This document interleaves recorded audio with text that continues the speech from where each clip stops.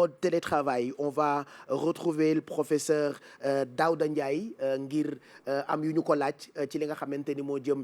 ci coronavirus bi fi mu tollu tembe moom professeur Daouda Ndiaye bokk na ci borom xam-xam yi nga xam ni moo xam rajo wala télé à chaque fois ñu gis leen wala ñu dégg leen suñuy xel dafay dal puisque wax naa ko sànq lenn rek moo koy saafara déglu. Ki nga xamante ni moo nekk ci kër docteur ñii rek ñoo jar a déglu keneen jar sa déglu borom xam-xam yi nga xamee ni suñu borom baaxee na leen xam-xam boo xamee ni ñu ngi jéem diñ ci dimbali ak di ñu gindi ngir suñuy bopp di leer di ibbeeku ci loolee nga xamee ni moo di coronavirus bi professeur Daouda Ndiaye ñu ngi lay nuyu gërëm la ci nangul gi nga ñu nangul jokkoo bi tey ji ci suba gi ci télévision Futur Média je répète cette phrase actuellement l'heure est grave te bëri na ci ay sénégalais yoo xamante ni ils sont pas encore conscients ci situation bii ñu toll professeur ak coronavirus bi. jërëjëf Pape Cheikh maa ngi leen di gërëm di leen féliciter ci seen liggéey bu rafet bi ngeen def tous les jours pour conscientiser sénégalais yi di wax ne situation bi ni nga ko waxee l'heure est très grave même en plus du sax grave c'est très grave parce que tey bu ñu xoolee li fi xew Sénégal ñetti fan yi ñeenti cas juróom-ñeenti cas 11 cas ñu dem ba dugg aspect communautaire mooy tey doomu jàngoro mi ngi law ci suñu biir à tous les niveaux ku ci nekk ci ñun mën na am yaa ngi dox doomu jàngoro bi te xamuloo ko te buñ ci continuer Sénégal attanul xeex jàngoro corona Afrique attanul xeex jàngoro corona donc tey il faut que ñu soulever wu ku ci nekk diggal yi ñu la teg nga teel ci parce que corona doy na waar boo xam ne li mu mën a yàq dafa bari te comme foofu lañ toll te ñun ñuy docteur kër docteur yi ak ñuy def ñi borom xam-xam ci wàllu science bi ñun nangu nañ ne ñun attanuñu xeex bi donc pour que nit kuy nekk xam ne kon ki nga xam ne bu ma feebaree moo may faj nee na attanu ko bu bëree attanu ko ku lay faje di feneen te nag amuñu lu dul Sénégal boo xoolee tey kenn jàngeetul parce que loolu ndigal la boo xam ne buñ ci xalaatee kër docteur moo ko xalaat ak fu mu toll ne lii moom la ñu war a doxee donc te loo xam ne amagul vaccin amul garab boo xam ne moom lañ mën na faj mën na rey virus bi li ci am mooy nee nañu traitement symptomatique te li ci am mooy ñu ne am na ku koy ñëpp ñiy dox ku ci nekk ci ñun mën na am mi ngi ak doomu jàngoro bi te xamu ko kooku mën te jàngoro boo xam ne day rey li mu rey ci àdduna ëpp na juróom-ñaari junni nit li tey ñëpp xam nañ ne ku mel ni Italie pays développé lañu dem nañ ba dañuy xool kan la ñuy faj ak kan dul faj parce que docteurs yi mënatuñ ko ñaanuñu yàlla ak ci foofu Sénégal léegi nag il faut que ñun moo tax suñu li ñuy wax mooy bu fekkee ñun la ñu yaakaar ci faj bi ñun la ñu yaakaar ci lépp ñun dañuy wax Sénégal que ñu fu mu toll nii cas yi bu continuer mënatuñoo faj kenn te bu nu mënatul kenn fenn loolu day doy waar trop ci Sénégal alerte la boo xam ne dañuy lappe tous les Sénégalais ñu xam ne lii mooy am lépp leneen nit wax leneen lu dul lii la ay waxu leneen la ay garab bi koy faj ay non lii am na fii amul fii ku ci nekk ñun tu es à risque de faire le coronavirus moo tax ñu ne digali nañ koy doxee mooy nuyoo yi nañ koy nuyoo loxo bi nañ koy bàyyi génn bi te amuloo soxla ci bitit nañ koy bàyyi autoconfinement moo fi am tey loolu la ñuy def képp ku amul soxla donc professeur doguma la yiñ naan moo koy faj yëpp benn faju ko ci li koy faj mooy toog suñuy kër respecter consigne ak conseils yi ngeen joxe yéen borom xam-xam yi loolu rek moo koy saafara fi mu toll nii exactement y a pas amul vaccin bu koy aar d'accord amul médicament boo xam ne parce que nit ñaa ngi wax chloroquine bi oui chloroquine bi ñu ngi koy testé ci testé woon nañ ko ci waa Chine ñu ngi koy testé feneen mais ba tey ñun ñu ciy liggéey man mi liggéey naa ci chloroquine ñaar fukki at maa ngi ciy liggéey ñaar fukki at liggéey naa ci siburu juróom-ñaar maa ngi liggéey ci wàllu maladie émergente mooy comme yii nii donc médicament boo xam ne nee nañ la mooy rey virus bi amagul boo xam ne am nañ ko li fi am mooy traitement symptomatique mooy faj symptômes yi ba du la lor loolu nag mooy faj bi day am fu mu toll ci loxo yàlla lay des même si on est persuadé que ki teel a dem l'hôpital balaa nga am complication am nañu njorte bu rafet que di nga jóg donc aussi képp koo xam ne am nga symptôme wala lu ñu naan mandarga li koy yor feebar nga bul tëdd sa kër làqatu feebar bi du feebar bu ruus du feebaru gàcce borom alal mën na ko am borom xam-xam mën na ko am tey boo ngeen dégloo ci Amérique ñëpp nee nañu borom xam-xam yi ak borom alal yi ma am nañ ko du lu ñuy rus du lu ñuy gàcceewu man mii di wax ak yéen ci rajo télé bi mën naa am coronavirus parce que nit laa comme ñëpp même si maa ngi def digal yëpp parce que man su may def digal yëpp te Pape Cheikh deful digal yi boo ko Pape Cheikh gisee mun na ma ko wàll. foofu la ñu toll la transmission est devenue communautaire mooy lan am na ñoo xam ne gis nañ leen am nañ ko ci dëkk bi te kenn xamul ku leen ko wàll. xamuñu ne am nañ ku ñu laal. am nañu laaluñu cas importé ñoo xam dañ ko fi indil ñoom mosuñoo tukki wala tukki ñu bokk jamono ji ci dëkk bu ko am. donc tey def na ba nga xam ne xamuñu ku ko am ak ku ko amul ku ci nekk ci ñun mooy cas la boo xam ne mën nga am coronavirus. te mën ko jox nit ki comme mën nga ko jël. foofu lañ toll te nit ñi ñu leen ciy ñaax. En tout cas aujourd'hui où on parle la situation est gérable mën nañ ko gérer ba tey. mais encore une fois fu ñu jëm fekkee lii la on va vers des situations catastrophiques. Voilà Chérif. waaw professeur ñu ngi lay nuyu. wala ci film yi. di nga gis nit ki bu saxaaree bu waxee gémmiñ gi day saxaar. day saxaar waaw bu seddee sax fii day loolu am mooy parce que sedd bi mooy congeler gouttelettes yi mu niroog benn vapeur. moo tax ñu xam ne mètre la koy roofee te bu fekkente ne moom am na ko mu weesu parce que am na koo xam ne am na ko. ki am mu feebar kooku amuñu problème ak moom xam nañu da koy wàlle mais am na ku ko am on les appelle les porteurs sains ou asymptomatiques am na ko mais feeñul ci yaramam. boobu mooy bu grave bi am na koo xam ne également am na ko mu ngi développé ci yaramam génnagul. qu'on appelle les personnes en phase d'incubation. day dem ba fukki fan ak ñeent. donc ñetti nit yooyu da koy joxe mais bu njëkk bi mooy ki nga xam ne am nañ ko kooku am na tënk nañ ko fenn. mais ñaar ñi mooy ko nga xam ne am na ko te xamu ko. ak koo xam ne mu ngi phase d'incubation bu la jegee bu waxee ak yow ci diramètre da la koy roof immédiatement day jaar sa béeg gémmiñ day jaar sa bakken day jaar say bët ba dugg ci put bi dem ci poumon yi. D'accord. am na aussi beneen bu mujj bi mooy boo xam ne nit ki ko am te xamu ko muy man muy sama morom mu laal foo xam ne am na ko wala mu tissoole ci loxo yi mu roof mu nuyu koo xam ne loxo bi teg na ko ci xar kanamam te loxo bi raxasu ko ak saabu wala eau de javel wala lu mu mën doon solution hydroalcool da koy jël immédiatement ci moom. D'accord. Professeur mag ñi ak xale yi naka lañ leen war a toppatoowee bu dee ci dëkk yu développé yi nga xamante ne actuellement coronavirus bi lakkal na leen dañoo ne mag ñi nañu toog ci kër yi et que xale yi sax jarul ñu leen di seeti xale yi itam c'est des porteurs sains waaye nañ leen protéger donc fii ci Sénégal nga xamee ni amuñu ay jumtukaay wala ay bërëb yoo xamee ni dañu fay yóbbu mag ñi lu demee ni maison de retraite parce que ñun dañuy dëkk ak mag ñi noonee la ñuy dundee en communauté lan nga ñuy xelal ci toppatoo gi ñu war a toppatoo mag ñi ak xale yi. ñoom la ñuy tuddee les groupes vulnérables mooy ñaari groupe yoo nga xam ne ñoo gën a fragile ci virus bi. parce que ñoom seen yaram amul ay soldats yu am doole yu mën a xeex virus bi. parce que mag bi ay soldats am ngi wàññeeku ce qu'on appelle l'immunité. soldats yi pratiquement amatuñu doole. bu dee xale bu ndaw bi la soldats am yi màgg gu ñu bax mën a xeex. donc ñaar ñooñu dañ leen war a aar totalement jamono ji ñu toll ñooñu waratuñoo gisee jàkkaarloo kenn.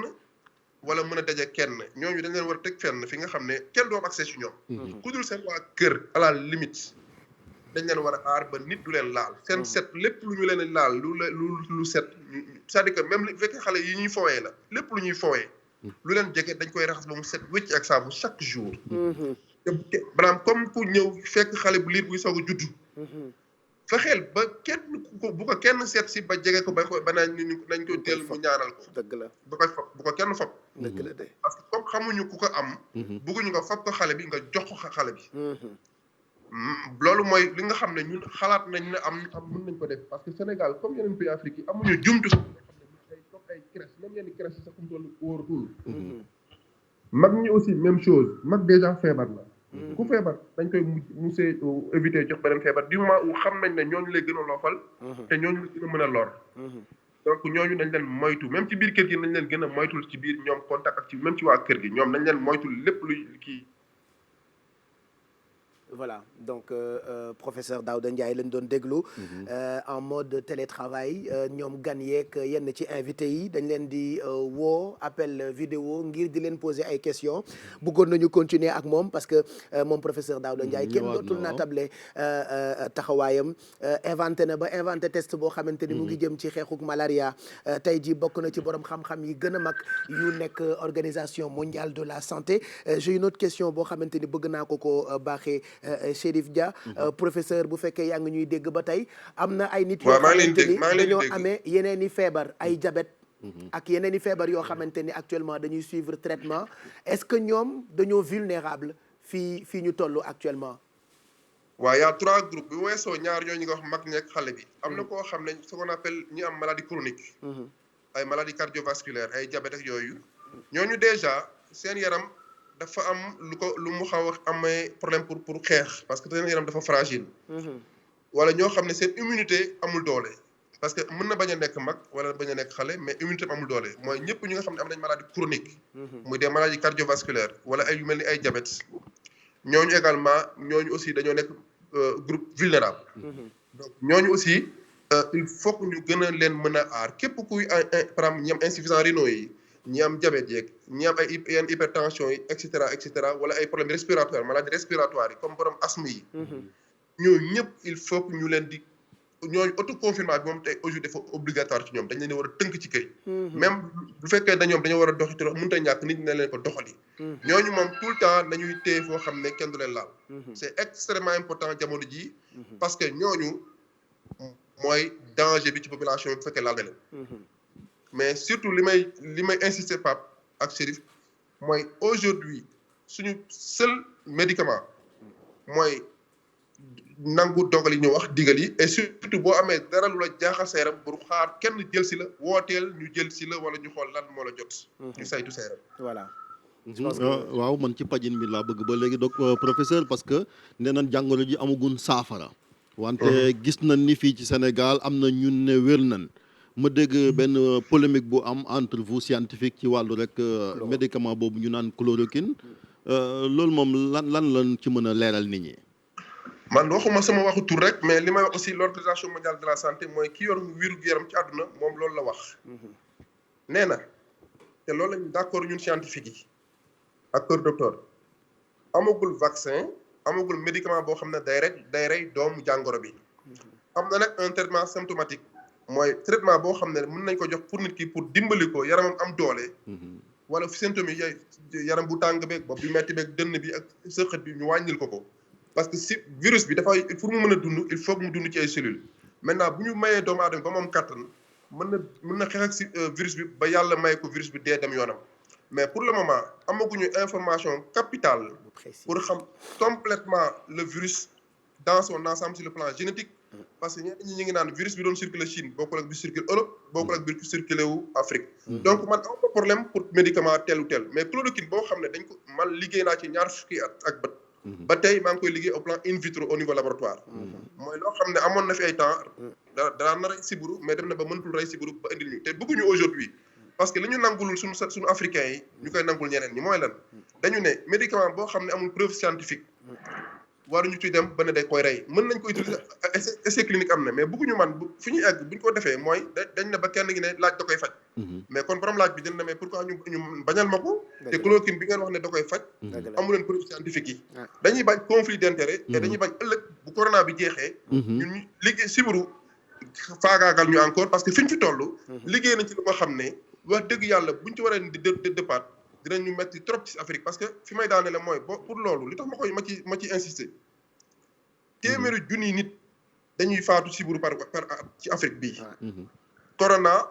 mu ngi laal ñaar téeméeri junni donc 3 fois plus que le corona aujourd'hui ñun ñëpp ñu ngi xeex pour corona dem fi mais bëgguñu créer un autre problème après le corona ce qui fait que on veut éviter l'automédication même fekkente ne chloroquine am na ñu koy utiliser à l'essai clinique te essai clinique awma temps wax ko fii ci télé bi parce que dafay jël temps explication mais nañ jàpp ne dafa am différentes phases am na une phase d'efficacité de test d'efficacité am na une phase de test d'innocuité nangu nañ ne innocuité bi amul problème parce que amoon na ci nit dañ ko doon faj mais efficacité bi amaguñu benn mécanisme d'action boo xam ne mën nañu prouver que chloroquine bi dana rey virus bi te bëgguñu ñu ne chloroquine bi da koy faj ñu ne ba ci biir gars yi gis na dañoo juum ñu départ te ce sera trop tard voilà merci beaucoup professeur jël nañu sa temps yëpp mais c'est normal ci période bi Sénégal yëpp dañu la soxla xam naa ni dinañu la gën di sonal puisque désormais tous les matins rendez-vous sensibilisation ngeen di am ci télévision Futur Média professeur Daouda Ndiaye ñu koy gërëm bu baax bi muy doon li mu doon ak léegi mu ngi bëgg a yàgg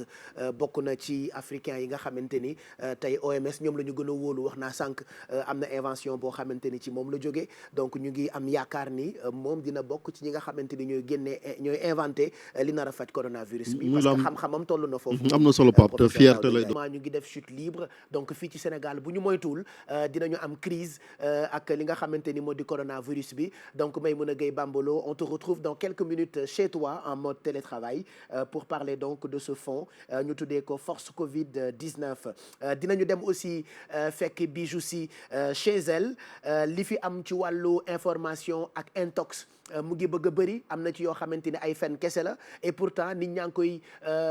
consommer di ay information yu dul dëgg mais ñu koy partager moo xam Facebook ak WhatsApp nit yi di ko gëm et pourtant du ay information yu baax ay xeetuk intox la yoo xamante ni on en parle Bijou Sy vous sensibilisera ci loolu on la retrouve moom tamit en direct de chez elle dinañu jokkoo itam en mode télétravail ba tey ak Corombaar Ndiaye ngir waxtaanee confinement bi nga xamee ni moom la ñuy digal sénégalais yi confinement nag xam naa ni ab baat la boo xamante ni lu jiitu coronavirus bi kalaasu Xaadim Cissé gi xamuñu woon luy confinement man mii xaw ma ko woon il a fallu que coronavirus bi am ma dégg baat bi ba xam exactement mooy lan restez chez vous na ñëpp toog seeni kër moo gën génn bi est-ce que possible na fii ci Sénégal est-ce que suñu ay réalité socio-culturelle dinañu permettre ñun ñu toog suñuy kër bañ dem fenn donc ab jàngat la boo xamante ni mooy gëstub Corombaar Ndiaye bi on la retrouve elle aussi chez elle en mode télétravail et puis am na mode transmission boo xamante ni fan yii yëpp ministère de la santé ñoo ngi ñu koy wax muy transmission communautaire bi nag li tax mu